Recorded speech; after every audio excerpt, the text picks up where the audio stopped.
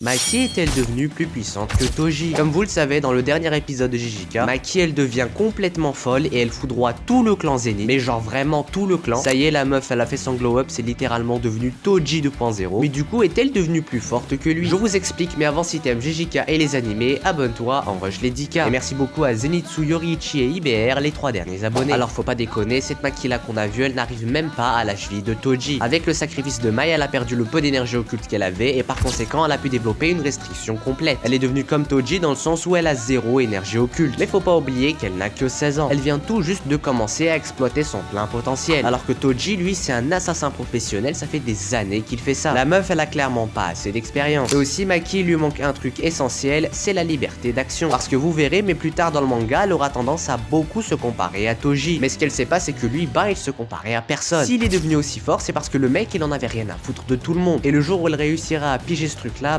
Maki, là, elle aura exactement le même niveau que Toji. Mais bon, dans un combat à mort, je pense quand même que Toji la foudroie. N'hésitez pas à me donner votre avis en commentaire. Maintenant, tu sais...